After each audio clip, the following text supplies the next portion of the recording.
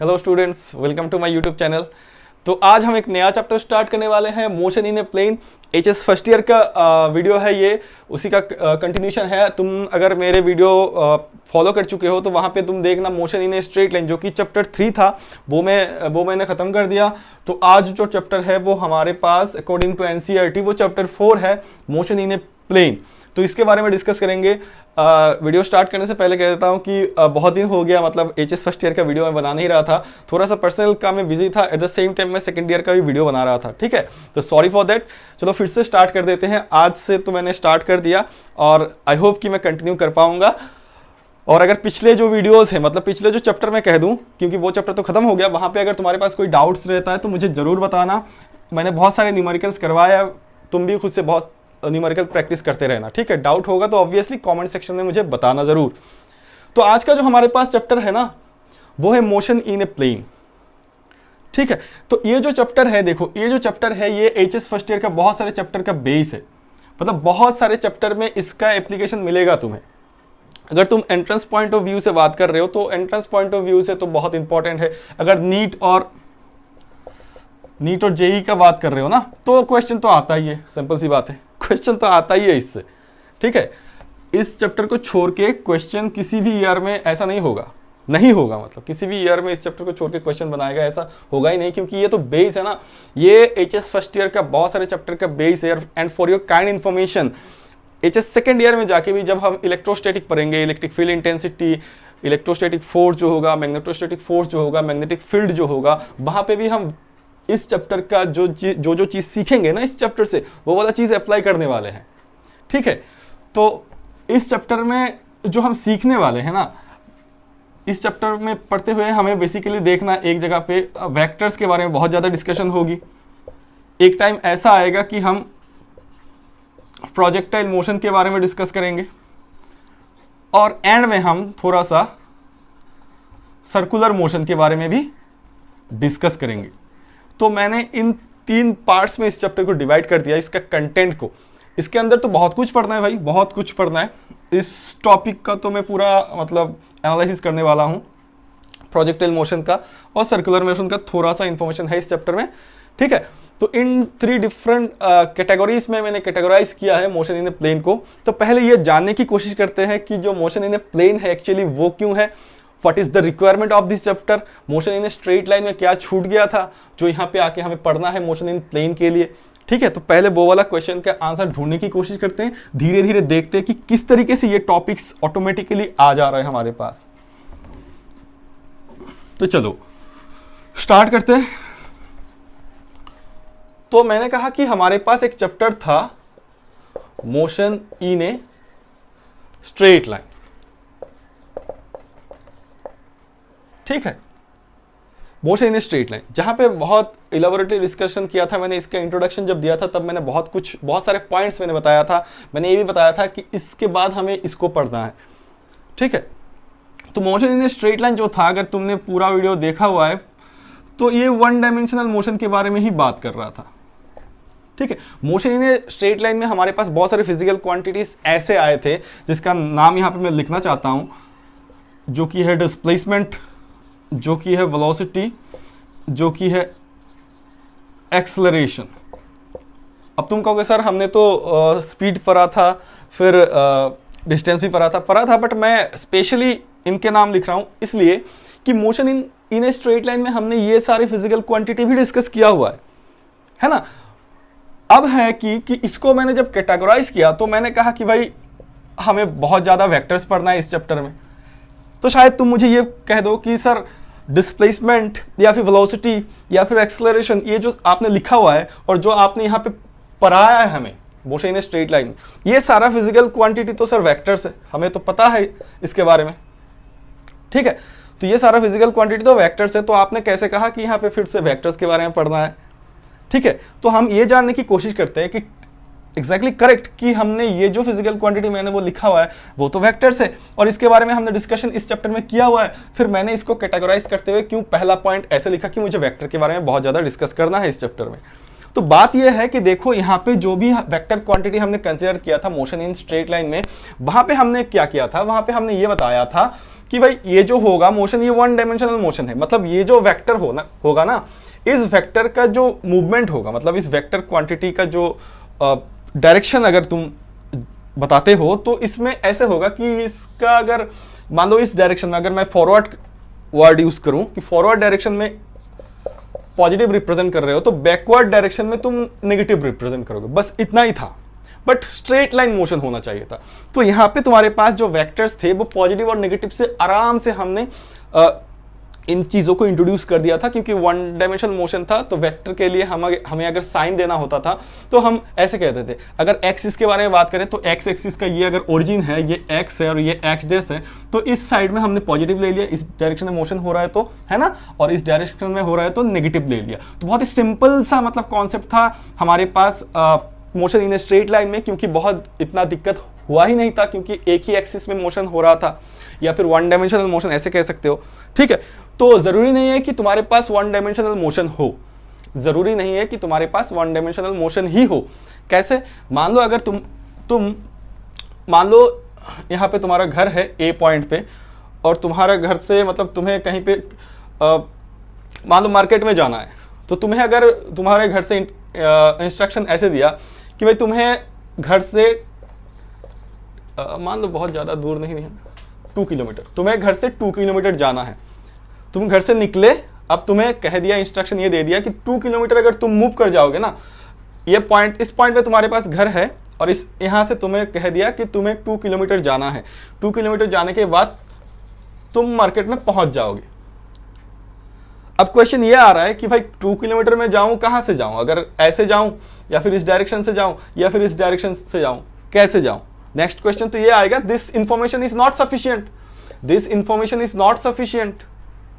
अगर तुम्हें घर से ये इंस्ट्रक्शन दिया गया कि ये तुम्हारा घर है, ये पॉइंट तुम्हारा घर है मान लो, और यहाँ से तुम्हें बता दिया कि 2 किलोमीटर अगर तुम मूव कर जाओगे ना तो मार्केट में चले जाओगे, तो तुम्हें कुछ पता नहीं था मान लो, तो कैसे मतलब तुम जाओगे कि जाना कहाँ है? तो तुम्हें this kind of information is not sufficient to describe the location of the market. तो this type of information is not sufficient to describe the location of the market. अगर तुम्हें ऐसे कह देता कि भाई घर से निकल के तुम्हें लेफ्ट साइड में 2 किलोमीटर जाना है ना, तो लेफ्ट साइड में मतलब तुम्हें यहाँ पे इंडिकेट कर रहा है कि जो जितना तुम्हें जाना है वो कितना है, वो 2 किलोमीटर है। ये क्या था?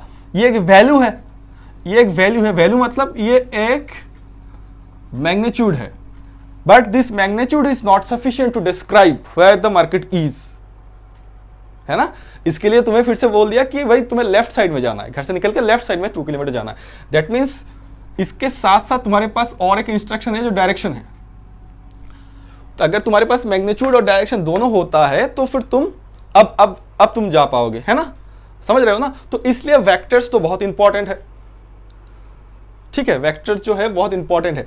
इस टाइप जो मैंने यहाँ पे लिखा हुआ है, जो मोशन इन स्ट्रेट लाइन वाला केस था, वहां पे भी हमने वेक्टर्स पढ़े थे, बट वहां पे वेक्टर क्वांटिटी, जो फिजिकल क्वांटिटी वेक्टर्स थे वहां पे जैसे कि लिखा हुआ था मैंने पहले, डिस्प्लेसमेंट, वेलोसिटी, एक्सेलरेशन, वो हमें बहुत ज्यादा दिक्कत नहीं कर रहा था, इसलिए क्योंकि वहां पे एक ही डायरेक्शन में मोशन हो रहा था और फॉरवर्ड को हम पॉजिटिव मान रहे थे, बैकवर्ड को हम नेगेटिव मान रहे थे। ठीक है, तो ऐसा जरूरी है नहीं कि मोशन सिर्फ एक ही डायरेक्शन में हो। अगर मेरे पास कुछ सिस्टम ऐसा हो, मेरे पास 2 डायमेंशनल मोशन हो जाए, मतलब अब मेरे पास 2 एक्सिस है, इन टर्म्स ऑफ एक्सिस के बारे में बात करूं तो एक्स एक्सिस और वाई एक्सिस, अगर कोई बंदा यहां पे है, इस पॉइंट पे है, तो इस पॉइंट पे मतलब यहां से लेके यहां तक कुछ एक्स कोऑर्डिनेट होगा और यहां से लेके यहां तक कुछ एक्स कोऑर्डिनेट होगा। तुम लिखोगे ना यहाँ पे, मान लो एक्स डैश वाई डैश इसका कोऑर्डिनेट है, मान लो कि मैं ऐसे लिख देता हूं 5 और 2 इसका कोऑर्डिनेट है, मतलब कोऑर्डिनेट सिस्टम में एक्स एक्सिस का वैल्यू भी आ रहा है, ये वाला पॉइंट जो है इसके पास एक्स कोऑर्डिनेट भी रहेगा और वाई कोऑर्डिनेट भी रहेगा ना, तो इसका मतलब इसमें दोनों क्वांटिटीज है, सिर्फ एक्स एक्सिस का वैल्यू नहीं है, सिर्फ वाई एक्सिस का वैल्यू है नहीं। इसका मतलब इस टाइप ऑफ मोशन, मतलब यहाँ पे कहीं पर रहते हो तो उस टाइप ऑफ मोशन को हम मतलब कहते हैं कि अगर ये ऑब्जेक्ट प्लेन में है, कोई भी अगर एक्स वाई, ये जो प्लेन है वो क्या है, एक्स वाई प्लेन है, एक्स वाई प्लेन है, तो 2 डायमेंशनल केस है ये।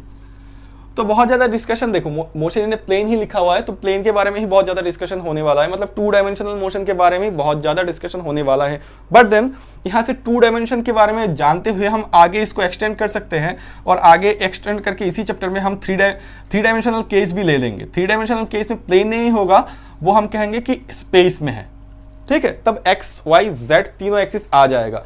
फिर से कह रहा हूं कि 2 डायमेंशनल केस जब हो जाता है हमारे पास, तो ऑब्जेक्ट कहीं पे यहां पे रहता है। अगर एक्सिस के हिसाब से बात करें तो एक्स और वाई दोनों कोऑर्डिनेट एग्जिस्ट करता है उसी ऑब्जेक्ट को डिस्क्राइब करने के लिए, तब हम उसको कहते हैं कि ये कोई प्लेन में है। इस एक्सिस, यहाँ इस ऑब्जेक्ट के बारे में बात करें तो ये एक्स वाई प्लेन में है। तो ज़्यादा से ज़्यादा हम 2 डायमेंशनल केस के बारे में डिस्कस करने वाले हैं, और इसी को आगे जाके हम एक्सटेंड कर देंगे इसी चैप्टर में, और 3 डायमेंशनल केस भी हम ले लेंगे। तब हम कहेंगे कि ऑब्जेक्ट प्लेन में हो नहीं सकता, वो तो स्पेस होगा, X Y Z axis space में है। ठीक है, चलो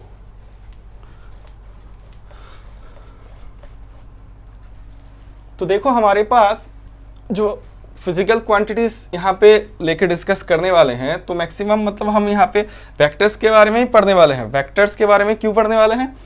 क्योंकि हमारे पास जो ऑब्जेक्ट होगा, अब वो उसका मोशन कुछ ऐसा होगा कि वो एक्स वाई दोनों एक्सिस में होगा।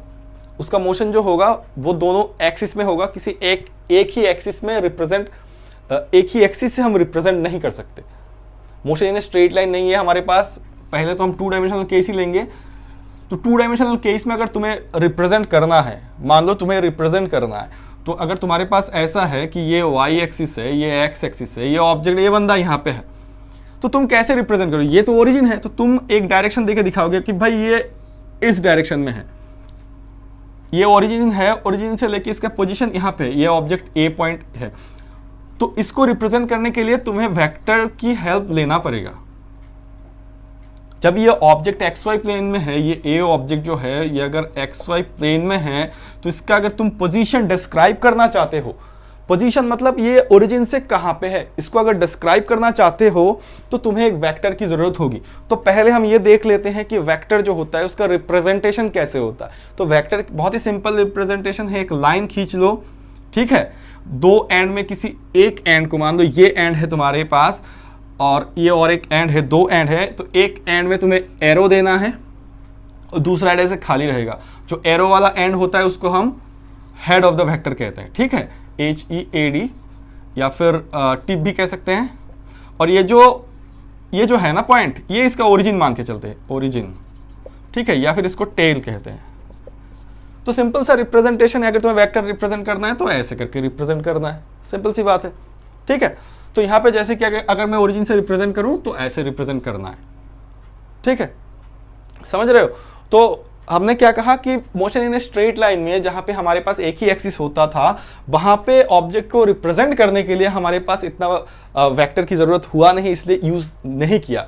बस जो क्वांटिटीज़ है उसका मतलब साइन हमने प्लस और माइनस कर दी अकॉर्डिंग टू उसका फॉरवर्ड मोशन या फिर बैकवर्ड मोशन हो रहा है, इस हिसाब से, मतलब एक्सिस के हिसाब से पॉजिटिव के साइड जा रहा है या फिर नेगेटिव के साइड जा रहा है। बट जो हमारे पास 2 डायमेंशनल केस हो जाएगा, जब ऑब्जेक्ट दोनों एक्सिस में मूव करना स्टार्ट कर देंगे, तब इस ऑब्जेक्ट को रिप्रेजेंट करने के लिए हमारे पास रिप्रेजेंट मतलब कहाँ है इसका पोजीशन, ये जो मैंने ऐसे ड्रॉ कर दिया ना, तो ये इसका पोजीशन वेक्टर रिप्रेजेंट हो गया, पोजीशन वेक्टर रिप्रेजेंट हो गया। तो मतलब उस टाइप ऑफ सिस्टम में, मोशन इन प्लेन में, हमें ऑब्जेक्ट को रिप्रेजेंट करने के लिए वो चाहिए, वेक्टर चाहिए, ठीक है। तो तुम समझ रहे हो कि what is the requirement of the chapter. Vector हमें किस लिए पढ़ना है, डायरेक्शन किस लिए चाहिए।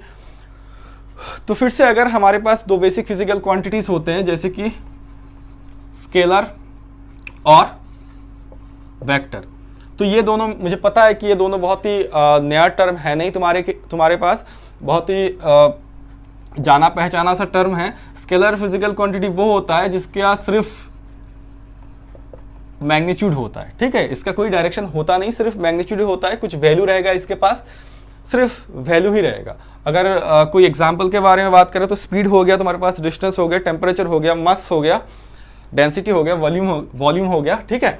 अगर वेक्टर के बारे में बात करें तो इसके पास क्या होना चाहिए, मैंने बता भी दिया था अभी, तो तुम्हें पता भी है, इसके पास मैग्नीट्यूड प्लस डायरेक्शन होना चाहिए, ठीक है। एग्जाम्पल दे, इसके साथ मैं कुछ और भी ऐड करने वाला हूं। और फॉर द टाइमिंग एग्जाम्पल दें, तो एग्जाम्पल दे, तुम कहोगे सर आपने लिखा हुआ है वहाँ पे डिस्प्लेसमेंट वेक्टर है, एक्सेलरेशन वेक्टर है, वेलोसिटी वेक्टर है, तो वो सारे फिजिकल क्वांटिटी, और भी आगे जाके बहुत सारे फोर्स भी वेक्टर है, एक्सेलरेशन तो बता दिया, इलेक्ट्रिक फील्ड इंटेंसिटी वेक्टर है, बहुत सारे क्वांटिटीज मिलते रहेंगे हमारे पास, वेक्टर क्वांटिटी बहुत सारे आगे मिलते भी रहेंगे, ठीक है। चलो, तो वेक्टर तो यहाँ पे पहले हम इसको जानने की कोशिश करेंगे कि वेक्टर होता क्या है, what are the different types of vector, उसमें क्या क्या लॉस अप्लाई हो जाएंगे। तो वेक्टर को डिफाइन करने के लिए पहले हम ऐसे ही कहेंगे जैसे कि ये वाला डेफिनेशन तुम्हें पता है, the physical quantities which have both magnitude and direction are known as vector quantities. तो हम यहाँ पे एचएस फर्स्ट ईयर में इसको डिफाइन कुछ ऐसे करेंगे कि जिसका मैग्नीट्यूड और डायरेक्शन है और जो triangular law of vector addition और parallelogram law of vector addition follow करता है। ठीक है, तो मैंने कहा कि वेक्टर क्वांटिटीज क्या है। वेक्टर क्वांटिटीज वो है जिसका मैग्नीट्यूड और डायरेक्शन रहता है और जो कि तुम्हारे पास triangular law of vector addition या फिर parallelogram law of vector addition follow करता है। अब ये दो टर्म तुम्हारे पास नया है, ये दो टर्म तुम्हारे पास नया है। मतलब मैंने क्या लिखा यहां पे, triangular law of vector addition. ठीक है, तो ये और parallelogram law of vector addition, पहले एक एक को समझते हैं। ठीक है, तो triangular law of vector addition जो है उसको समझने की कोशिश करते हैं। तो वेक्टर मैंने क्या बताया, वेक्टर वो चीज है जिसका मैग्नीट्यूड रहेगा और डायरेक्शन भी रहेगा। ठीक है, दूसरी बात क्या है, वो जो है triangular law of vector addition या फिर parallelogram law of vector addition follow करेगा। देखो, वेक्टर को डिस्कस करने के लिए ही ऑथर ने इस चैप्टर पे 2 डायमेंशनल केस जो लिया हुआ है वो है प्रोजेक्टाइल मोशन और दूसरा है यूनिफॉर्म सर्कुलर मोशन। ये दोनों केस उसने लिया हुआ है। तो वेक्टर के बारे में ही पहले डिस्कशन हो रहा है हमारे पास, उसके बाद आगे चलते हुए हम प्रोजेक्टाइल मोशन के बारे में डिस्कस करेंगे और सर्कुलर मोशन के बारे में डिस्कस करेंगे। देखो, ये सारा चीज़ मैं इंट्रोडक्शन में ये इसलिए बता रहा हूँ कि अगर तुम मेरे वीडियो देख रहे हो और साथ साथ एनसीईआरटी भी फॉलो कर रहे हो ना, तो तुम्हें बहुत सारा चीज़ क्लियर हो जाएगा। एकदम बेसिक जो इंट्रोडक्शन एनसीईआरटी ने दिया, तो उसी के हिसाब से मैं यहाँ पे भी डिस्कस कर रहा हूँ। ठीक है, चलो, तो अब हमें देखो triangular law of vector addition. तो ट्रायंगुलर लॉ को अगर छोड़ दे, सिर्फ वेक्टर एडिशन को अगर तुम देखो ना, तो वेक्टर को मतलब यहां पे ये कह रहा है कि वेक्टर को तुम ऐड कर सकते हो। ये जो वेक्टर्स है ना, जैसे कि तुम्हारे पास स्केलर है, जैसे कि तुम्हारे पास स्केलर फिजिकल क्वांटिटी है, तो स्केलर फिजिकल क्वांटिटी जो होता है ना, उसका जो भी उसको तुम अगर ऐड करो या फिर सब्ट्रैक्ट करो या फिर तुम इसको मल्टीप्लाई करो या फिर तुम इसको डिवाइड करो, तो ये जो 4 चीजें हैं, ऑपरेशंस है, जो तुम स्केलर क्वांटिटीज को करना चाहते हो ना, अगर करोगे तो ये क्या होता है ना, सिंपल एल्जेब्रा में जो करते हो ना तुम, तो एल्जेब्राइक मतलब उसी के हिसाब से तुम कर सकते हो। एल्जेब्रिकली उसको कर सकते हो, मतलब सिंपल एडिशन है। मतलब क्या कहना चाहता हूं, एक फिजिकल क्वांटिटी है जिसका वैल्यू 2 है, उसके साथ तुम्हें 3 ऐड करना है तो डायरेक्ट 5 ही आंसर आएगा। बट वेक्टर का एडिशन ऐसा नहीं होता। वेक्टर का एडिशन उसका कुछ लॉ है, उसको फॉलो करते हुए होता है। ठीक है, तो मैं यहाँ पे ये कहना चाहता हूँ, यहाँ पे जो लिखा हुआ है वेक्टर एडिशन, तो स्केलर क्वांटिटी का जो भी ऑपरेशन होगा, तुम्हारे पास एडिशन हो सकता है, सब्ट्रैक्शन हो सकता है, मल्टीप्लिकेशन हो सकता है, डिवाइड हो सकता है। तो ये सिंपल एल्जेब्रा में हम जैसे करते हैं ना, सिंपल एडिशन जो एल्जेब्रा, मैथमेटिक्स में जो एल्जेब्रा होता है उसमें जैसे कर सकते हैं, वही उसी तरीके से ऐड हो जाता है स्केलर क्वांटिटी का। ठीक है, बट जो वेक्टर क्वांटिटी है वो तुम सिंपल एल्जेब्रिकली मतलब इसको ऐड नहीं कर सकते। वो वेक्टर का रूल फॉलो करते हुए चलेगा, उसका रूल जैसे जैसे कहेगा ऐड करो, उस हिसाब से तुम ऐड करोगे। ठीक है, तो हम आगे चल के यहाँ पे वेक्टर का जो एडिशन है ना, एडिशन वो सीखेंगे, सब्ट्रैक्शन सीखेंगे और तुम्हारे पास मल्टीप्लिकेशन। इन तीनों ऑपरेशन के बारे में हम बहुत सारा इंफॉर्मेशन लेंगे। ठीक है, देखेंगे कि क्या क्या कैसे कैसे कर सकते हैं हम, एडिशन कैसे कर सकते हैं, सब्ट्रैक्शन कैसे कर सकते हैं और मल्टीप्लिकेशन कैसे कर सकते हैं। डिवीजन तो सिंपल हो जाएगा। तो देखो यहाँ पे एडिशन के लिए एक्चुअली ये 2 रूल फॉलो कर रहे हैं। Triangular law of vector addition और parallelogram law of vector addition. जैसे कि मान लो हमारे पास एक वेक्टर है, मैंने वेक्टर को ऐसे रिप्रेजेंट किया हुआ है, मैंने बताया कि वेक्टर को कैसे रिप्रेजेंट करना है, और ये वेक्टर जो है तुम्हारे पास मान लो ए वेक्टर है, ठीक है। तो देखो अगर तुम ऐसे किसी भी फिजिकल क्वांटिटी को वेक्टर से रिप्रेजेंट कर रहे हो, ऐसे लाइन देके, जो कि ये जो पॉइंट होगा उसका ओरिजिन होगा, ये जो पॉइंट होगा उसका हेड होगा, ये टेल भी कह सकते हो तुम, ठीक है। देखो यहाँ पे एक चीज क्लियर होना चाहिए, ये जो वेक्टर है ए वेक्टर, इसका जो मैग्नीट्यूड है वो है ए, ठीक है। और डायरेक्शन के लिए तुम ऐसे दे रहे हो, ठीक। और एक वेक्टर है मेरे पास, मान लो ये बी वेक्टर है, ठीक है। तो ए एक वेक्टर है मेरे पास और बी एक वेक्टर है। अगर तुम्हें कहा जाता है कि इसको जोड़ो, तो जोड़ने का तरीका ऐसा है कि इसको ये जहां पे खत्म हुआ वहां से लेके इसको जोड़ो, बट इसका डायरेक्शन देखो ऐसा है। अगर बी ऐसा होता तो कैसे जोड़ते, ये ए है, यहाँ पे खत्म हुआ है, फिर यहाँ से इसका हेड से लेके इसका टेल तुम लगा दो और ऐसे कर दो, ठीक है। तो ये बी वेक्टर हो गया। अब टोटल कितना हो गया, तुम कहोगे टोटल तो सर इतना लंबा हो गया, तो फिर टोटल जो वेक्टर है उसको हम रिजल्ट कह देते हैं, रिजल्टेंट ऑफ दिस सिस्टम मतलब। तो रिजल्टेंट ऑफ द वेक्टर जो होगा वो आर वेक्टर अगर तुम लिखोगे तो कैसे लिखोगे, तुमने ए के साथ ऐड किया किसको, बी को, ठीक है। अगर मेरे पास ऐसा सिचुएशन होता है, ऐसा देखो ये जिस डायरेक्शन में ऐसे जा रहा है ये भी एक ही डायरेक्शन मतलब उसी साइड है ना, इसका डायरेक्शन अलग है। अब तुम कहोगे सर इसको तो आपने ऐसे ऐड कर दिया, तो इस अगर इन दोनों को ऐड करना था मुझे तो कैसे ऐड करते, तो इन दोनों को ऐड करना था तो मैं ए को ऐसे लिखता पहले, फिर इसके हेड से लेके इसको टेल को लगा देता ऐसे, ठीक है। तो ये तुम्हारा क्या हो गया, बी हो गया, ठीक है। समझ में आ रहा है, क्लियर है। ये वाला केस क्या है, ये वाला केस तो सिंपल है यार। ये वाला केस तो तुम्हारे पास मोशन इन स्ट्रेट लाइन वाला केस हो गया, एक ही डायरेक्शन में है ना, एक ही एक्सिस में जा रहा है ना। तो यहाँ पे क्या कैसा था, एक वेक्टर ऐसे जा रहा था, बाद में इसका डायरेक्शन चेंज होकर ऐसे चला गया, कुछ मीनिंग ऐसा बनता है ना इसका, ठीक है, कुछ मीनिंग ऐसा बनता है। तो ऐड कैसे करना है, तो ऐड ऐसे करना है कि एक वेक्टर है तुम्हारे पास, इसका हेड के साथ दूसरा अगर वेक्टर है उसका टेल ऐसे जोड़ दो, ऐसे जोड़ दो, मतलब ऐसे ही जोड़ना है, ऐसे कोई मीनिंग नहीं है, ऐसे ही जोड़ना है। मतलब एक वेक्टर ऐसा है, दूसरा वेक्टर मान लो ऐसा है, तो इन दोनों को जोड़ना है। तो देखो ये ऐसे जा रहा है तो ये तब ऐसे ऐड होगा, है ना। एक वेक्टर ऐसा है, दूसरा वेक्टर ऐसा है, इन दोनों को जोड़ना है, ये ए है ये बी है, तो इसको जोड़ना है, तो ऐसे करके ऐसे, है ना, समझ आ रहा है। एक वेक्टर ऐसा है, दूसरा वेक्टर ऐसा है, जोड़ना है, ये ऐसा है, फिर इसके साथ ये ऐसा। आई होप कि ये चीज़ क्लियर है कैसे ऐड करना है। हेड टेल को ज्वाइन कर दो। चलो अब हम लेते हैं, हमारे पास एक वेक्टर ऐसा था, हमारे पास ए वेक्टर ऐसा था और बी वेक्टर ऐसा था, इसका डायरेक्शन ऐसा था, तो इन दोनों को जोड़ना था हमें, तो ऐसे जोड़ दिया, ठीक है। एक चीज फिर से क्लियर कर दूं कि ए का जो मैग्नीट्यूड है वो कितना है, ए है, ए वेक्टर का, बी वेक्टर का मैग्नीट्यूड है बी, ठीक है, ठीक है। कोई वैल्यू होगा ए का या कोई वैल्यू होगा बी का, डायरेक्शन तो इस डायरेक्शन में है, इसका इस डायरेक्शन में है। अब देखो triangular law of vector addition क्या कहता है, तो triangular law of vector addition ये कहता है, if two vectors acting on a particle, if two vectors acting on a particle, ये एक वेक्टर है और ये एक वेक्टर है, if two vectors acting on a particle at the same time, ठीक है, if this two are represented by the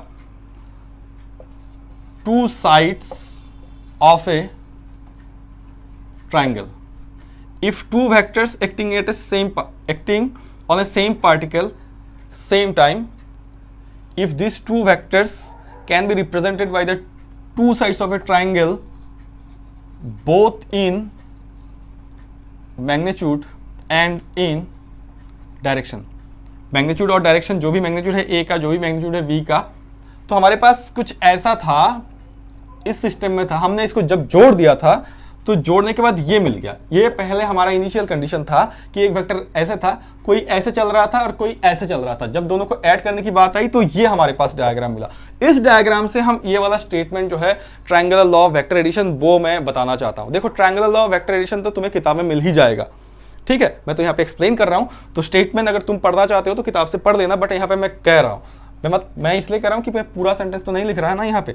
तो देखो, if two vectors acting on A same particle same time पे, मान लो यहाँ पे ये पॉइंट है तुम्हारे पास कॉमन पॉइंट, तो ये वेक्टर और ये वेक्टर एक्ट कर रहा है, ठीक है।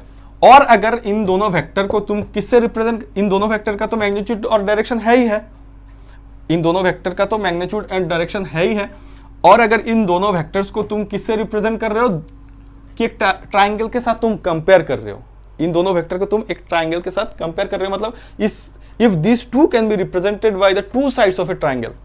I repeat the sentence, if two vectors acting on the same particle at same time and if these two vectors can be represented by the two sides of a triangle both in magnitude and in direction, अगर ऐसा है, अगर तुम ये जो vectors है जो simultaneously एक पार्टिकल के ऊपर एक्ट कर रहा है उसका मैग्नीट्यूड और डायरेक्शन तो है, और इन दोनों वेक्टर इन दोनों जो वेक्टर है इन दोनों को अगर मैं to sides of a triangle से कंपेयर करूँगा, रिप्रेजेंट कर सकता हूँ, तो इन दोनों के लिए जो रिजल्टेंट होगा ना, इन दोनों के लिए जो रिजल्टेंट होगा, तुम कहोगे सर रिजल्टेंट तो आपने बताया है कि इसका इस ऐसे सिस्टम का रिजल्टेंट मतलब आपने एडिशन करवाया तो a प्लस बी होगा, ऑब्वियसली a प्लस बी होगा। जैसे कि मैंने तुम्हें बताया था एक वेक्टर ऐसा है a और दूसरा वेक्टर ऐसा है b, इन दोनों को ऐड करना था तो ये हुआ एडिशन, ठीक है ना।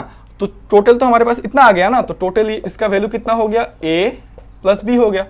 एडिशन तो किया ना, देखो वेक्टर के हिसाब से लिख रहा हूं मैं, वेक्टर के हिसाब से लिख रहा हूं, विदाउट वेक्टर दोगे तो मैग्नीट्यूड होगा, मैग्नीट्यूड के बारे में नहीं करा, मैंने कहा कि इन दोनों को ऐड किया।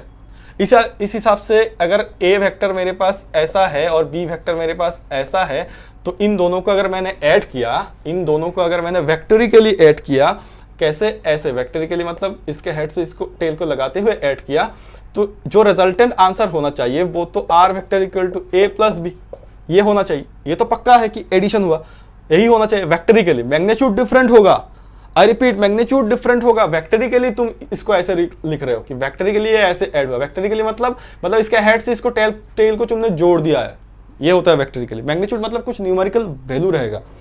तो फिर से इसमें आते हैं, इसमें मैंने कहा कि if two vectors acting at the same point, same particle, same time पे, if this two can be represented by the two sides of a triangle, ठीक है, both in magnitude and in direction, then the resultant मतलब ये जो answer होने वाला है इन दोनों को ऐड करने की वजह से तो ये आंसर हुआ, वेक्टरिकली ये आंसर हुआ।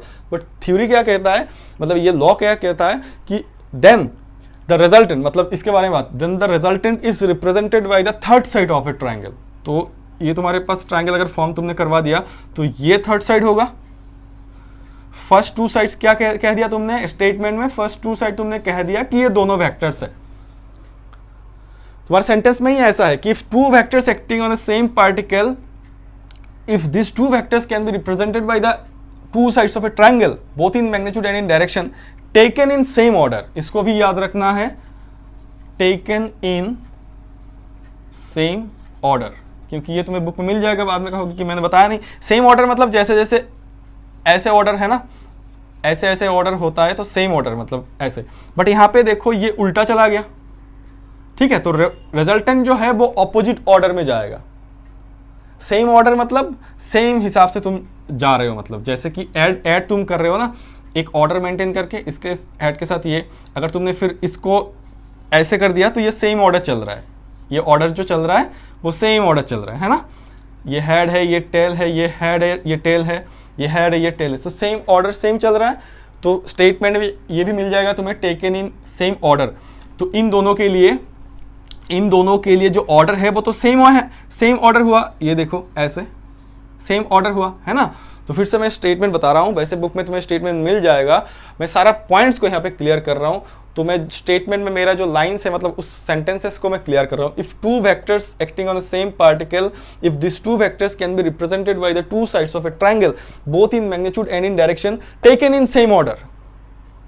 ये चीज क्लियर है ना कि ये एक वेक्टर है और ये एक वेक्टर है, मान लो यहाँ पे सेम पॉइंट पे ये एक्ट कर रहा है ना, और ये जो ऑर्डर तुमने लिया वो सेम ऑर्डर है, और इन दोनों को तुम रिप्रेजेंट कर रहे हो to sides of a triangle से, ठीक है। तब इसका जो रिजल्टेंट होगा वो तो हमें पता है, इन यहाँ पे एडिशन हुआ, a प्लस बी होगा, बट लॉ कह रहा है ये जो a प्लस बी होगा वो भी तो एक वेक्टर होगा ना, ये भी तो एक वेक्टर ही होगा, तो उसका डायरेक्शन कैसे होगा। तो उसका डायरेक्शन मतलब उसके लिए कह रहा है, उसको जो रिप्रेजेंट करना है तुम्हें, तो that can be represented by the third side. ये अगर तुमने ट्राइंगल का 2 साइड बता दिया ना स्टेटमेंट में, तो और एक साइड रहता है, वो जो साइड रहता है वो होगा तुम्हारे पास रिजल्टेंट वेक्टर। किसका? इन दोनों का एडिशन का। इसलिए इसके नाम में देखो एडिशन भी है। और ट्राइंगल क्यों है? क्योंकि ट्राइंगल इसलिए है कि एक ट्राइंगल के साथ तुम कंपेयर कर रहे हो। तो इस स्टेटमेंट में क्या हुआ, जो रिजल्टेंट वेक्टर मिला, then the resultant is represented by the third side of a triangle but taken in which order? क्या सेम ऑर्डर है? जो पहला 2 वेक्टर्स है वो तो सेम ऑर्डर में थे, जो तुम्हारे पास रिजल्टेंट है वो क्या सेम ऑर्डर में है? नहीं है। इसके टेल के साथ टेल जुड़ा हुआ है, इसके हेड के साथ हेड जुड़ा हुआ है ना, तो टेकन इन ऑपोजिट ऑर्डर। ठीक है, अब स्टेटमेंट क्लियर है। तुम किताब से देख रहे हो स्टेटमेंट, तो वहां पे भी पढ़ लेना, स्टेटमेंट में बहुत जगह पे मिल जाएगा। ठीक है, तो if two vectors acting on the same particle, if these two vectors can be represented by the two sides of a triangle both in magnitude and in direction by the two taken in same order, then their resultant is represented by the third side of the triangle taken in opposite order, obviously both in direction and in magnitude। ठीक है, direction magnitude तो रहेगा ही, इसका vector quantity है। Direction magnitude के बाद तो रहेगा ही, ये वेक्टर क्वांटिटी से सारे वेक्टर्स क्वांटिटी के बारे में बात हो रहा है। आई होप कि अब स्टेटमेंट क्लियर हो गया। तो अब तुम्हारे पास जो आर वेक्टर है ना, R vector equal to A plus B मिला तुम्हारे पास, ये आंसर मिला तुम्हारे पास रिजल्टेंट वेक्टर, ये वेक्टर एडिशन था। वैसे इस लॉ से पहले ही हमें पता था कि ऐड करोगे तो ऐड मतलब 2 वेक्टर्स को ऐड करोगे। यहाँ पे जो भी बात हो रहा है सारे चीज वेक्टर के रेस्पेक्ट में बात हो रहा है, मतलब डायरेक्शन को ऐड करते हुए। अगर तुम मेरे से पूछ लेते हो ना sir what is the magnitude of R, अगर तुम मेरे से पूछते हो सर मैग्नीट्यूड ऑफ आर जो है क्या वो भी a प्लस बी है, मैग्नीट्यूड लिखा इसलिए मैंने ऐसे वेक्टर नहीं दिया। अगर तुम ऐसे वेक्टर देते हो और मैग्नीट्यूड लिखना चाहते हो ना तो मॉड साइन यूज किया करो, मॉड साइन, मॉड वाला साइन यूज किया करो। अगर तुम मेरे से पूछते हो सर ठीक है आप बता रहे हो कि इसको ऐड करते हुए वेक्टर के लिए हम इसको इस साइड को ऐसे लिखते हैं, ठीक है, अब मुझे ये बताओ कि ये जो है इसको मैं ऐसे लिख सकता हूं क्या, मतलब मैग्नीट्यूड को तुम ऐसे लिख सकते हो क्या? तो चलो चेक कर लेते हैं कि इसका मैग्नीट्यूड जो है उसको ऐसे लिखा जाता है कि नहीं, मतलब r equal to A plus B लिखा जाएगा कि नहीं जाएगा। अगर नहीं जाएगा तो क्यों नहीं जाएगा? अगर ऐसा लिखा जाता है तो कौन सी कंडीशन में लिखा जाता है? इन सब चीज़ों का आंसर अब हम ढूंढने की कोशिश करते हैं। तो हमारा अब अगला मिशन जो होगा वो ये होगा कि what is the magnitude of r। अगर r एक वेक्टर क्वांटिटी है उसके पास मैग्नीट्यूड रहेगा और उसका डायरेक्शन रहेगा, तो ऑब्वियसली हम पहले मैग्नीट्यूड निकालेंगे, उसके बाद हम उसका डायरेक्शन ढूंढने की कोशिश करेंगे। ठीक है, मैंने कहा है कि वेक्टर की डेफिनेशन देते हुए कि उसके पास ये वो फिजिकल क्वांटिटी होता है जिसका तुम्हारे पास मैग्नीट्यूड और डायरेक्शन दोनों रहता है, और साथ साथ वो triangular law of vector addition और parallelogram law of vector addition follow करता है। ठीक है, तो triangular law of vector addition के बारे में हम डिस्कस कर रहे हैं। Triangular law of vector addition का स्टेटमेंट मैंने बताया कि if two vectors acting on a same particle, if this two vectors can be represented by the two sides of a triangle, अगर तुम इन दोनों वेक्टर्स को 2 साइड्स ऑफ ए ट्रायंगल से रिप्रेजेंट कर सकते हो taken in same order both in magnitude and in direction, then the resultant, जो ये आंसर होने वाला है, then the resultant is represented by the third side of the triangle taken in opposite order, obviously both in magnitude and in direction। ठीक है, अब हमने ये स्टेटमेंट तो लिख लिया। लिखने के बाद हमारे पास वेक्टोरिकली ये एक्सप्रेशन आया। अब हमें ये पता करना है कि भाई r का जो मैग्नीट्यूड है क्या वो ये हो सकता है या फिर ये नहीं होगा तो क्या होगा, मतलब now we are trying to find the expression for the magnitude of r, after that we will be trying to find the expression for direction of r। ठीक है, तो देखो यहाँ पे मैं जो चीजें ट्रायंगुलर लॉ ऑफ वेक्टर के बारे में डिस्कस कर रहा हूं ना या फिर करूंगा, तो वही चीज पैरेललोग्राम लॉ ऑफ वेक्टर में तुम्हें खुद से करना है। मैं कर लेता हूं, अभी तो कुछ हुआ भी नहीं, सिर्फ स्टेटमेंट ही मैंने बताया। आई होप कि स्टेटमेंट क्लियर है। तो अब जो हमारा नेक्स्ट मिशन होगा वो होगा मैग्नीट्यूड ऑफ आर। ठीक है, तो ये तुम्हारे पास डायग्राम है, इसको थोड़ा सा और ढंग से ड्रॉ करते हैं। चलो देखो, vector triangular law of vector के लिए तो तुम डायरेक्ट ऐसे लिख दोगे, ठीक है, डायरेक्ट ऐसे ऐड कर दोगे। तो ये r है तुम्हारे पास और ये हो गया a प्लस बी। इस सिचुएशन को हम समझने की कोशिश करते हैं कि एक्चुअली हमारे पास एक वेक्टर ऐसा था जो मान लो ऐसे जाना चाह रहा था, तो ऐसे कहीं पे डायरेक्शन था इसका इनिशियली, है ना, बट इसके साथ जो एडिशन हुआ वो इससे डाइवर्टेड है। इसका जो ओरिजिनल डायरेक्शन था वो तो ऐसा है, और जो तुमने ऐड किया हुआ दूसरा वेक्टर v वो ऐसे डाइवर्टेड है, ठीक है।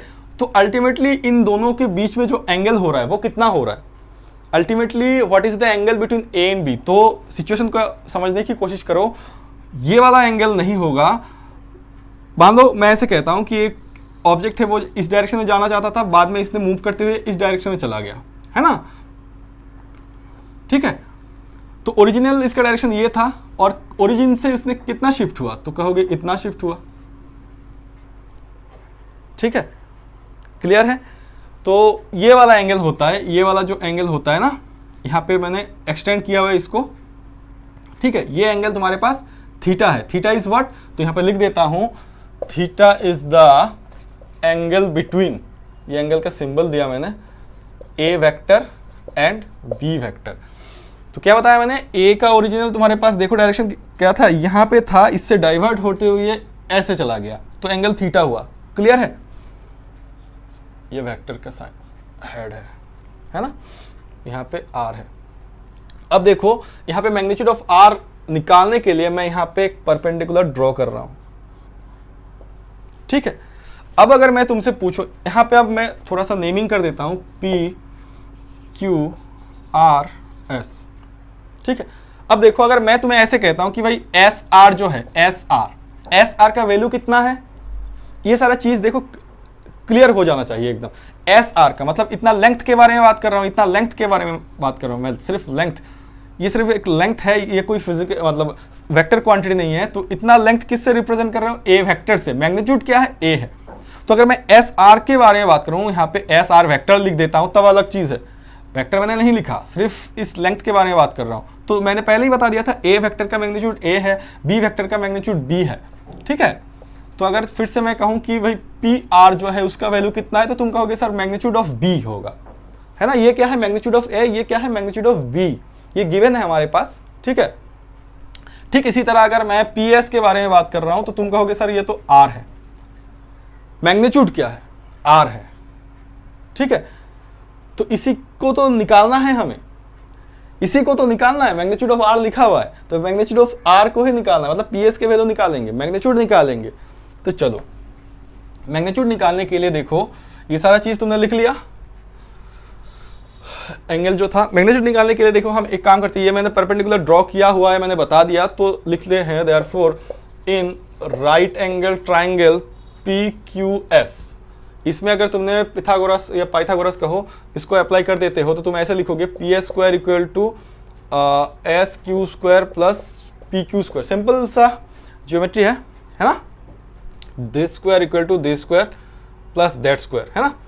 तो इसमें क्या आ जाता है, इसमें तो तुम कहोगे सर पी एस तो आर है, अभी अभी आपने बताया, मैं लिख के फिर से देता हूँ, P S equal to R हो गया, एस आर इक्वल टू तुम्हारे पास ए हो गया, और पी आर तुम्हारे पास बी हो गया। ये चीज याद रखो, ठीक है। ये सिर्फ मैग्नीट्यूड के हिसाब से बात हो रहा है, ठीक है। हम मैग्नीट्यूड ऑफ आर ढूंढने की कोशिश कर रहे हैं। एस क्यू को हम ऐसे लिख सकते हैं, S R plus are Q whole square. देखो एस क्यू को मैंने लिखा S R plus are Q, this plus this equal to S Q, है ना, सिंपल है। और ये जैसा है वैसा रख दो, पी क्यू स्क्वायर, ठीक है। अब और एक चीज तुम्हारे पास है, देखो एस आर क्या है तुम्हारे पास, ए है ना। तो लिखो यहाँ पे, दैट इंप्लाइज, यहाँ पे आर स्क्वायर मैं लिख देता हूँ, यहाँ पे ए हो जाएगा प्लस आर क्यू का होल स्क्वायर प्लस यहाँ पे पी क्यू का होल स्क्वायर। ये दोनों वैल्यू मेरे पास है नहीं, अगर होता तो मैं लिख देता, ये दोनों वैल्यू मेरे पास है नहीं, अगर होता तो मैं लिख देता और उससे मेरा आर का वैल्यू निकल जाता। तो इसको एक नंबर दे दो, इक्वेशन नंबर ए दे दिया मैंने, ठीक है। मेरे साथ साथ लिख लो, जल्दी जल्दी लिख लो, क्योंकि मैं रब करने वाला हूं। अब एक काम करते हैं, मेरे पास आर क्यू का वैल्यू मुझे चाहिए और पी क्यू का वैल्यू मुझे चाहिए। तो एक चीज देखो, अगर मैं कुछ ट्रिगोनोमेट्री यहाँ पे अप्लाई कर देता हूं कि in right angle triangle P Q R, कौन सा ट्राइंगल लिया मैंने, ये वाला ट्राइंगल लिया मैंने, क्लियर है। ये वाला ट्राइंगल मैंने लिया। यहाँ पे अगर मैं तुमसे पूछूं कि भाई कॉस थीटा का वैल्यू कितना है, ये एंगल थीटा है ना, कॉस थीटा का वैल्यू कितना है, तो तुम कहोगे कि सर इसका वैल्यू होगा, बताओ क्या होगा, खुद से लिखो। R Q by P R, है ना। सो आर क्यू कितना हो गया मेरे पास, P R cos theta. P R कितना था, पी आर कितना था, बी वेक्टर का मैग्नीट्यूड बी है, तो ये हो गया बी कॉस थीटा, ठीक है। सिमिलरली इसी ट्रायंगल में अगर मैं sine theta implies R Q, तो देखो आर क्यू है तुम्हारे पास, निकल गया इसका वैल्यू बी कॉस थीटा, है ना। फिर इसी ट्रायंगल में अगर तुम साइन थीटा निकालोगे तो क्या होगा, साइन थीटा होगा दिस डिवाइडेड बाय दैट, मतलब p Q divided by P R. तो पी क्यू तुम्हारे पास होगा P R of sine theta, P R कितना है, पी आर बी है, तो बी साइन थीटा। क्यों ये सब क्यों करना पड़ा, तुम समझ चुके हो ये सब मैं क्यों कर रहा हूं, क्योंकि मुझे इन दोनों का वैल्यू पुट करना है, निकालना है पहले। तो इन दोनों का वैल्यू पहले मैंने निकाल लिया कि आर क्यू का वैल्यू कितना है, देखो आर क्यू का वैल्यू है बी कॉस थीटा, और पी क्यू का वैल्यू कितना है, पी क्यू का वैल्यू है बी साइन थीटा, ठीक है। चलो अब हमारे पास ये इक्वेशन है, इसमें पुट करना है, तो इसको रब कर देते हैं। इसको मैं रब नहीं करने वाला, ये डायग्राम तो चाहिए होगा, बहुत कुछ एक्सप्लेन करना है इसी डायग्राम से, तो चलो करने की कोशिश करते हैं। इसमें मैं ये लाइन नहीं लिख रहा हूं, putting the value of R Q and P Q from these and that, ठीक है, ये तो तुम खुद से लिख लोगे, इतना तो आता है लिखना। तो इसी का नेक्स्ट स्टेप हो जाएगा मेरे पास a plus are q b cos theta, a plus B cos theta का whole square plus P Q square, p q मतलब पी क्यू स्क्वायर है ना, तो b square sine square theta होगा, ये पी क्यू स्क्वायर है तो मतलब इसका होल स्क्वायर हो जाएगा। तो यहाँ पे नेक्स्ट स्टेप कितना होता है, ए स्क्वायर प्लस ये प्लस भी होल स्क्वायर है, इसको स्प्लिट कर दो, twice A B cos theta plus B square cos square theta, और ये वाला टर्म रहता है plus B square sine square theta, ठीक है। तो इसका नेक्स्ट स्टेप क्या होगा, देखो ए स्क्वायर प्लस इसको देखो ढंग से देखो, इसको देखो, इसमें बी स्क्वायर कॉमन जा रहा है तो रहेगा sine square plus cos sine square theta plus cos square theta 1 हो जाएगा। मतलब यहाँ से आंसर कितना आ रहा है, बी स्क्वायर अगर कॉमन ले रहे हो तो ब्रैकेट में sign square theta plus cos square theta जो कि 1 हो जाएगा, तो आंसर तो बी स्क्वायर ही आएगा। चलो तो ये वाला टर्म मैंने लिख लिया, ये दोनों मिला के सिर्फ बी स्क्वायर आ गया, और यहाँ पे आ गया तुम्हारे plus twice A B cos theta, ठीक है। ये किसका वैल्यू है, आर स्क्वायर का, हो गया। चलो तो तुम्हें क्या निकालना था, आर निकालना था, तो देयरफॉर आर इक्वल टू कितना होगा, under root of A square plus B square plus twice A B cos theta. तो हमने पहले जानने की कोशिश की थी, अगर हमारे पास r vector equal to A plus b, a vector plus b vector होता है वेक्टरिकली, जो वेक्टर एडिशन होता है, तो क्या हमारे पास आर मतलब मैग्नीट्यूड ऑफ आर क्या ए प्लस बी होगा, तो हमने कर लिया, नहीं हुआ, ये आंसर हुआ, ये होगा magnitude of R is this one, ठीक है। वेक्टरिकली तुम लिख सकते हो कि इसके साथ तुमने इसको ऐड किया। वेक्टरिकली आर वेक्टर का मीनिंग क्या होता है कि ए वेक्टर के साथ ऐड करना है बी वेक्टर को, ये है इसका मीनिंग। वेक्टरिकली आर वेक्टर का मीनिंग क्या है कि ए वेक्टर के साथ ऐड किए हो बी वेक्टर को, बस इतना मीनिंग है तुम्हारे पास। बट इसका मैग्नीट्यूड क्या है तो हमने निकाला, ये है इसका मैग्नीट्यूड। क्लियर है। अगर आप तुम मेरे से पूछते हो सर आपने ये भी बताया क्या ये हो सकता है, अगर होगा तो कौन सी कंडीशन में होगा, तो इसको धीरे धीरे हम जानने की कोशिश करेंगे। चलो ठीक है, रब कर दिया मैंने। अब देखो थोड़ा सा इस बात को समझने की कोशिश करो, इसी डायग्राम को देखो, ठीक है। मैग्नीट्यूड ऑफ आर को डिस्कस करते हुए बाद में हम डायरेक्शन ऑफ आर के बारे में ही बात करने वाले हैं। तो r equal to root over A square plus B square plus twice A B cos theta. A क्या है, वेक्टर ए का मैग्नीट्यूड, बी क्या है, वेक्टर बी का मैग्नीट्यूड, आर क्या है, वेक्टर आर का मैग्नीट्यूड। तो हमें वेक्टर आर का मैग्नीट्यूड निकालना था, तो ये निकाल दिया। थीटा क्या है, angle between A and B. Clear है। चलो आगे बात करते हैं। तो अगर हम देखें कि हमारे पास जो ये एंगल है, ये एंगल मतलब क्या है, तो ये एंगल मतलब तुम कहोगे कि सर मैं थोड़ा सा एंगल को समझाने के लिए थोड़ा सा रब कर देता हूं। डायग्राम तो तुमने ड्रॉ किया हुआ होगा, ठीक है।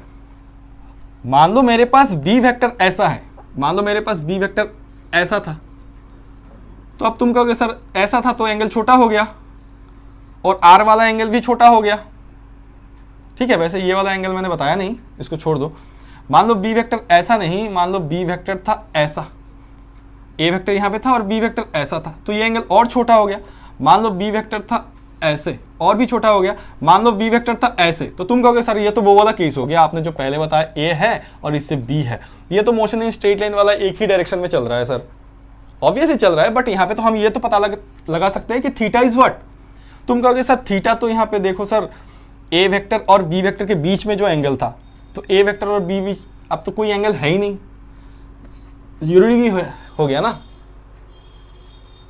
ठीक है, क्लियर है, छोटा होते होते होते होते 0 हो गया, क्लियर है।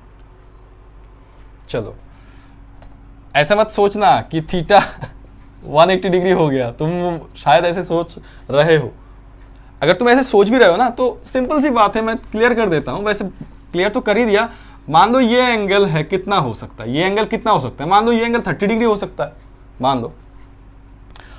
जब मैं इसको कहता हूं कि ये यहां पे नहीं था, बी वेक्टर यहां पे था, तो तुम कहोगे सर ये तो और छोटा हो गया, 30 डिग्री था ये और छोटा हो गया, तो पहले बात तो तुम खुद से ही कह रहे हो ना, एंगल तो बड़ा हो नहीं रहा, 30 डिग्री से छोटा हो गया, फिर और मैं यहाँ पे लेके आया और छोटा हो गया, फिर मैं यहाँ पे लेके आया एंगल ही नहीं रहा, तो कैसे हो जाएगा 180 डिग्री, तुम खुद से ही तो कह रहे हो ना छोटा हो रहा है, 180 डिग्री होगा, हम देखेंगे 180 डिग्री कब होगा, ठीक है।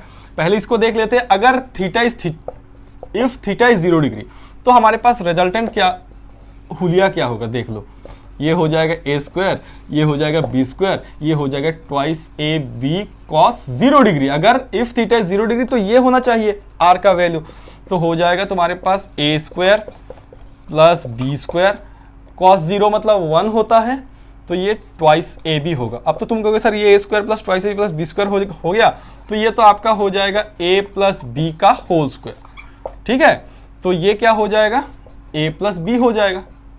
देखो a प्लस बी जो भी हो रहा है दोनों ऐड हो रहा है, मतलब मैग्नीट्यूड के बारे में बात कर रहे हैं, यहाँ पे r मैग्नीट्यूड है, ये भी मैग्नीट्यूड है, ये भी मैग्नीट्यूड है, तो ये जो इस कंडीशन में होगा ना, इस कंडीशन में इसका मैग्नीट्यूड जो होगा मैक्सिमम होगा। अब तुम कहोगे ये कौन सा चीज है सर, मैक्सिमम मतलब जो भी वैल्यू है उसके साथ ये डायरेक्ट ऐड हो रहा है, इससे ज्यादा और क्या हो सकता है, ठीक है। मैक्सिमम समझ में नहीं आ रहा है ना, अगर नहीं आ रहा है तो अब समझ में आ जाएगा, अब आ जाएगा। अब देखो इफ थीटा इज पाई और 180 डिग्री, तब क्या होगा, तब तुम कहोगे सर यहाँ पे 0 डिग्री, देखो मैं तो रब करके कर लूंगा, एक चीज यहाँ पे लिख देता हूं कि r का जो मैक्सिमम वैल्यू होगा वो a प्लस बी होगा। मैग्नीट्यूड के बारे में बात कर रहे हैं, वेक्टर नहीं दिया मैंने, ठीक है। अब देखो अगर पाई होता है, पाई मतलब एक वेक्टर यहाँ पे है, और पाई का मीनिंग भी समझा देता, चलो पहले से कर लेंगे, इसको रब कर देते हैं, बाद में कंफ्यूज हो जाओगे तुम, फिर तुम मैक्सिमम वाला चीज़ भी समझ नहीं पाओगे, फिर 180 डिग्री वाला केस भी समझ नहीं पाओगे, इसलिए अलग से करते हैं। ये इंक खत्म हो गया शायद। मेरे पास ऐसा सिचुएशन था, ए था यहाँ पे, बी था यहाँ पे, क्लियर है। अब देखो अगर वेक्टर ऐसे ना होके ऐसा होता तो तुम कहते कि सर ये तो इनिशियल डायरेक्शन था, ये देखो एंगल पहले आपने ये बताया था, अब ऐसे बहुत बड़ा हो गया। अगर ऐसे होता भी तो तुम कहोगे सर इतना एंगल हो गया, अगर ऐसे होता भी तुम कहोगे सर इतना एंगल हो गया, अगर ऐसे होता तुम कहोगे और एंगल बढ़ रहा है ना। अगर ऐसे होता तो ए था इस डायरेक्शन में, बी था इस डायरेक्शन में, उल्टा हो गया, तब जाके एंगल हुआ तुम्हारे पास 180 डिग्री। तो आई होप कि ये चीज अब तो क्लियर है तुम्हारा, है ना। तो उस टाइम में क्या होगा, उस टाइम में r क्या होगा, उस टाइम में r होगा r equal to root over A square plus B square plus twice A B cos pi. तो तुम्हारे पास कॉस पाई अगर होता है तो ये हो जाएगा ए स्क्वायर प्लस बी स्क्वायर, पाई मतलब -1 होता है, कॉस पाई का वैल्यू होता है -1, कॉस 0 का वैल्यू होता है +1, कॉस 90 होता है 0। चलो तो -2ab हो जाएगा। इसके हिसाब से क्या हो रहा है, A square minus twice A plus B square, तो ए माइनस बी होल स्क्वायर हो रहा है, तो ए माइनस बी आंसर हो जाएगा। क्या हो जाएगा आर का मैग्नीट्यूड, इस बार आर का मैग्नीट्यूड क्या हो गया, ए माइनस बी हो गया। पहले क्या था 0 डिग्री, 0 डिग्री में ए प्लस बी था, तो ये मैंने कहा जो भी दोनों है दो पूरा ऐड हो रहा है ना, जो भी दो वैल्यूज है वो पूरा ऐड हो रहा है, तो ये मैक्सिमम वैल्यू होगा। और जो भी दो वैल्यू है उससे एक माइनस हो रहा है, तो ये क्या होगा, ये मिनिमम वैल्यू होगा, इससे इसको माइनस कर देना है, समझ रहे हो ना। इससे इसको माइनस करना है, जो भी वैल्यू होगा उससे बी माइनस करना है। मैग्नीट्यूड के बारे में बात कर रहे हैं हम, डायरेक्शन के बारे में नहीं। बार बार ये कह रहा हूँ, यहाँ पे मैग्नीट्यूड के बारे में बात हो रहा है, ये सारा मैग्नीट्यूड्स है ना। तो ये आर का जो होगा, ये आर का मिनिमम वैल्यू होगा, जो कि होगा ए माइनस बी। ठीक है, तो आर मिनिमम कितना होता है, ए माइनस बी। क्लियर है?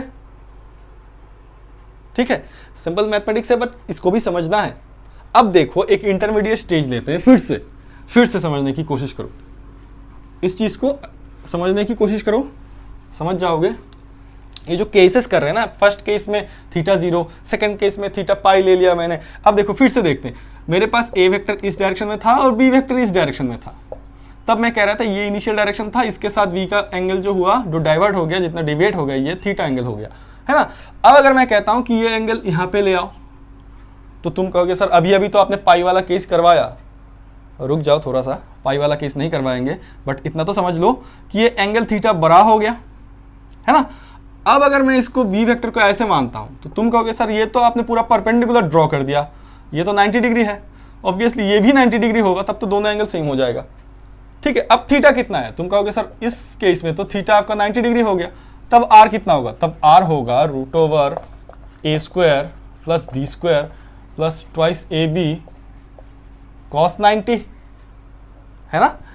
तो ये हो जाएगा तुम्हारे पास a² प्लस b² cos 90 तो 0 होता है, तो ये हो जाएगा √a² प्लस b²। ये अब r कितना हो गया तुम्हारे पास, √a² प्लस b²। ये मैक्सिमम वैल्यू भी नहीं है, मिनिमम वैल्यू भी नहीं है, ये कोई इंटरमीडिएट वैल्यू होगा, है ना। समझ रहे हो? अब समझ लो, अब अगर a का वैल्यू मान लो तुम्हारे पास है 3 और b का वैल्यू है मान लो तुम्हारे पास 4, तो इसका मैक्सिमम वैल्यू क्या होगा? क्या ये इसका मैक्सिमम वैल्यू होगा? पुट करके देख लेते हैं। इसका वैल्यू है 3² प्लस 4², तो √25 5 हो रहा है, ये 5 हो रहा है। अब इस वैल्यू को लेके अगर मैं यहां पे पुट करता हूं, जबकि थीटा 0 डिग्री था, तब तुम कहोगे सर तब तो आर का वैल्यू आ रहा है 7। इस वैल्यू को लेके मैं अगर यहां पे पुट कर रहा हूं, ठीक है, तब आर का वैल्यू आ रहा है -1, a माइनस बी है तो -1 आ रहा है। तो देखो ये सबसे कम है इन तीनों वैल्यू से, ये 7 है, ये -1 है, ये 5 है, तो ये कोई इंटरमीडिएट वैल्यू है। अब तो आई होप कि क्लियर हो चुका है कि 0 डिग्री में आर का वैल्यू जो है मैक्सिमम रहेगा। जब तुम्हारे पास ये पाई हो जाएगा तो ये मिनिमम वैल्यू रिप्रेजेंट करता है, मैग्नीट्यूड के बारे में बात कर रहे हैं, ठीक है। और यहां पे 5 है, ठीक है। तो मैग्नीट्यूड के बारे में बात करते हैं, यहाँ पे माइनस साइन बेसिकली हम देंगे नहीं, मैग्नीट्यूड अगर ऐसे कह देंगे कि मैग्नीट्यूड ऑफ आर हम ऐसे कह देंगे कि ये 1 है, ठीक है। मैग्नीट्यूड, इससे तुम्हें पता चल रहा है कि -1 होगा, ऑब्वियसली माइनस जब भी आ जाते हैं बेसिकली किसी ना किसी तरीके से डायरेक्शन रिप्रेजेंट कर देते कि उल्टा हो गया, ठीक है। -1 है, -1 का मैग्नीट्यूड क्या है, 1 है, ठीक है। चलो, तो तुम्हारे पास अब जो सिचुएशंस है, अब जो 3 केसेस मैंने बता दिया, ये 3 केसेस में एक है थीटा इक्वल टू 0 डिग्री, दूसरी वाला है थीटा इक्वल टू 90 डिग्री मान लेते हैं, और लास्ट थीटा इक्वल टू पाई या फिर 180 डिग्री, ठीक है। और ये π/2 है, ठीक है। तो इन तीनों केसेस में तुम्हारे पास आर का डिफरेंट वैल्यू मिला, ये तुमको याद रखना है। मैक्सिमम और मिनिमम वैल्यू जो है तुम्हारे पास ये है। और एक चीज़ देखो, इससे तुम्हें ये भी पता चलता है कि अगर तुम्हारे पास ऐसा एक प्रॉब्लम था, अगर तुम वेक्टर नहीं जानते, अगर मैंने ऐसे बहुत सारे चीज़ बताया हुआ है, मोशन में स्ट्रेट लाइन पे एक ऑब्जेक्ट यहाँ जा रहा है वो 3 किलोमीटर है, और यहाँ से ऐसे जा रहा है वो 4 किलोमीटर है, तो डिस्प्लेसमेंट कितना है, तो तुम ऐसे करते थे √3² प्लस 4², है ना। तो actually triangular law of vector से भी आ जाता है। कौन सी वाला केस है, ये वाला केस है। ट्रायंगुलर लॉ ऑफ वेक्टर से भी ये आ जाता है एक्चुअली, जो तुम पाइथागोरस थ्योरम कहते हो ना, वो ट्रायंगुलर लॉ ऑफ वेक्टर भी कहता है कि इसका जो रिजल्टेंट आंसर होना चाहिए वो √a² प्लस b² होना चाहिए, क्योंकि यहाँ पे थीटा जो है ना वो 90 डिग्री है दोनों वेक्टर्स में, ठीक है। चलो, आई होप कि तुम्हें अब जो ये चीज़ है, जो आर जो है मैक्सिमम या फिर मिनिमम या फिर इंटरमीडिएट, जो मैंने 90 डिग्री लिखा हुआ है इन तीनों कंडीशन में, जैसे कि मेरे पास एक चीज़ था कि मैं ये बता रहा था कि क्या आर का वैल्यू जब मैंने ऐसे बताया कि आर वेक्टर है a प्लस बी, जब मैंने ये बताया था तब मैंने इसके साथ साथ ये बता के देखते हैं, चलो r equal to a plus B होता है कि नहीं in terms of magnitude. Vectorially तो ऐसे रिप्रेजेंट कर देंगे, मैग्नीट्यूड ऐसे रिप्रेजेंट कर सकते कि नहीं कर सकते। तो हमने देखा कि मैग्नीट्यूड ये नहीं होता, मैग्नीट्यूड होता है √a² plus b² plus twice ab cos theta. फिर मैंने ये बताया कि देखते हैं किसी कंडीशन में ये होता है कि नहीं। हाँ होता है, कब?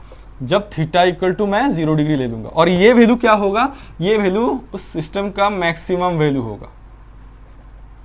ठीक है, a माइनस बी होता है, a माइनस बी भी होता है, वो मिनिमम वैल्यू होगा। चलो अब हम आगे बढ़ते हैं।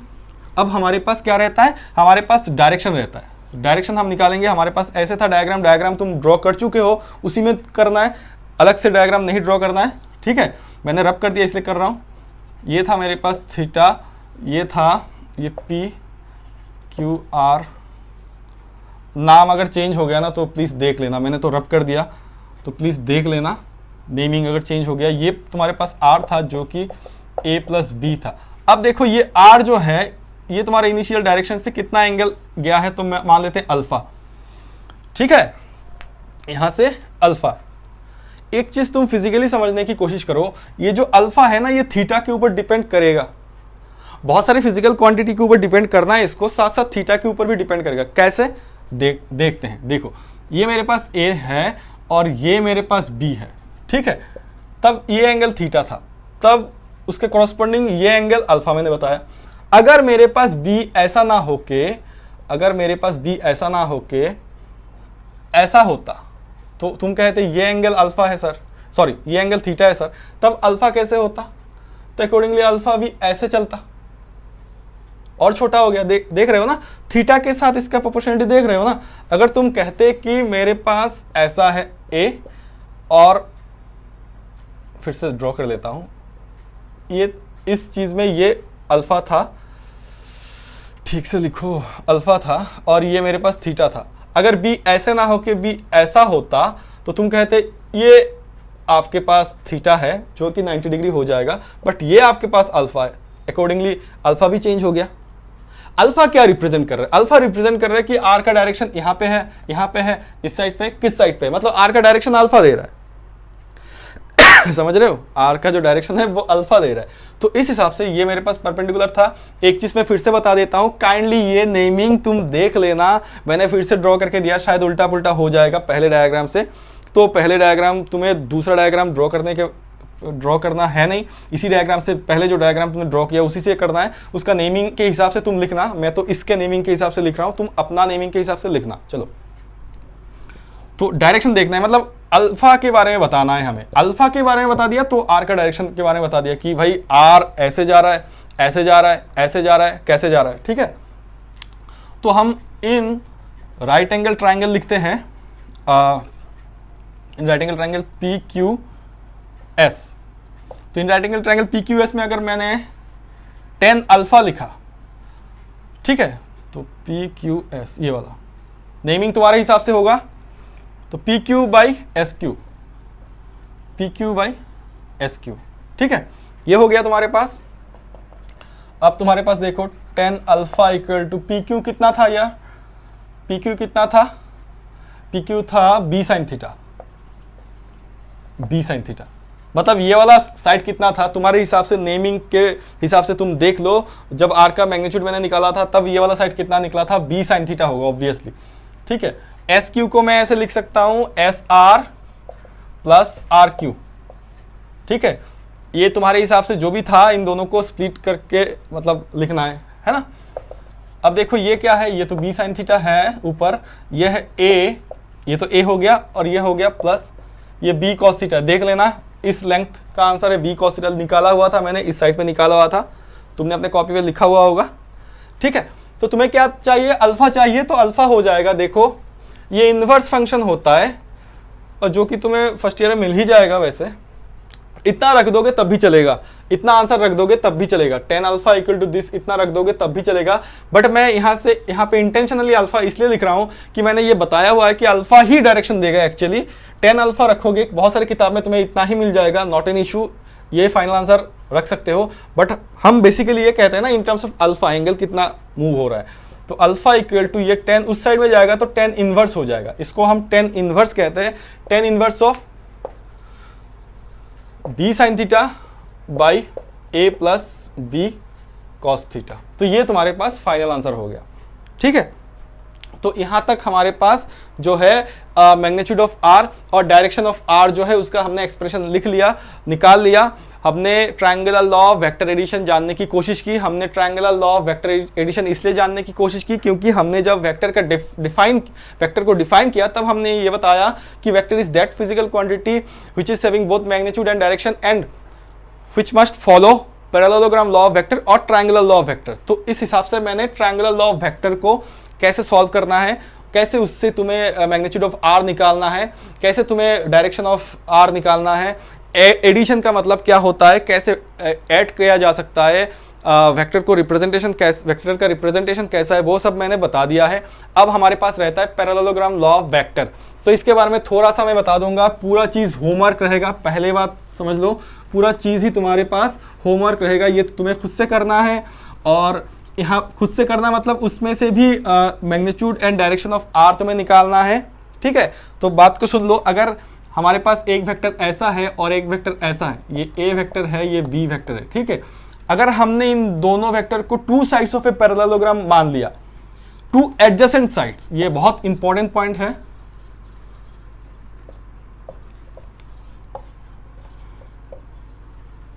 To adjacent sides of a parallelogram मान दिया। मान लो मेरे पास ये वेक्टर ए है और एडजेसेंट साइड मानना है ना, तो ये वेक्टर बी रख दिया मैंने। अब देखो एंगल ये ही थीटा है, अगर मैं एंगल के बारे में बात करता हूं, बट हमने पहले triangular law of vector addition पे स्टेटमेंट दिया था ना, तो यहां पे भी स्टेटमेंट देंगे। तो if two vectors represented, if two vectors acting at a same particle, ठीक है, if this two vector represented by the two adjacent sides of a parallelogram both in magnitude and in direction, both in magnitude and in direction. ठीक है, तो पहले तो देखो ये two adjacent sides of a parallelogram बोला, parallelogram के लिए मेरे पास तो 4 साइड्स होने चाहिए ना, तो ये और एक साइड हो गया और ये और एक साइड हो गया। पहली बात तो अगर पैरेललोग्राम है तो ये तो इक्वल, पैरेलल और इक्वल होगा।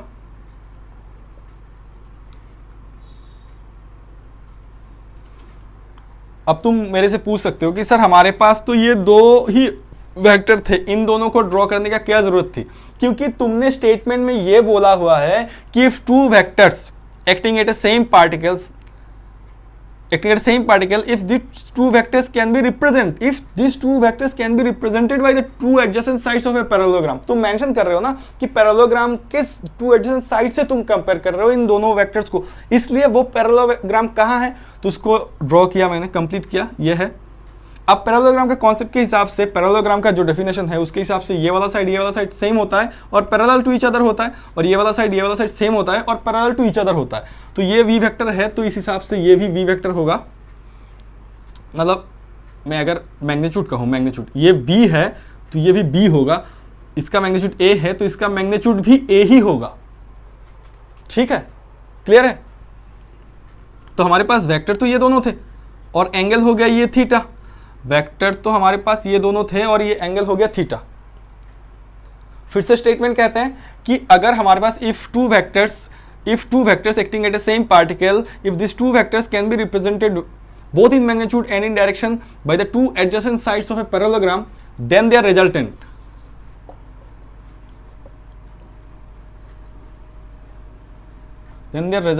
Is represented by the, when they are resultant, इस सिस्टम में जो मतलब रिजल्टेंट मिलेगा हमें, इस सिस्टम में जो हमें रिजल्टेंट मिलेगा, this resultant is represented by the diagonal of the parallelogram. तो डायगोनल थर्ड साइड नहीं होगा, ये ट्रायंगल नहीं है, डायगोनल ये है तुम्हारे पास, तो ये इससे देखो, इससे आएगा, इससे रिजल्टेंट आएगा। ये आर वेक्टर कितना होगा? अब बताओ आर वेक्टर कितना होगा?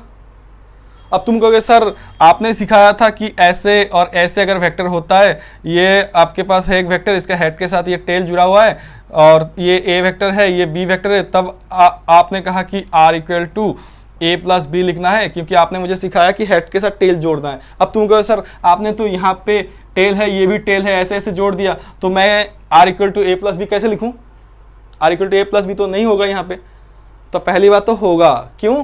क्योंकि ये देखो A है और ये B ही है एक्चुअली, ठीक है, ये सेम साइड है ना,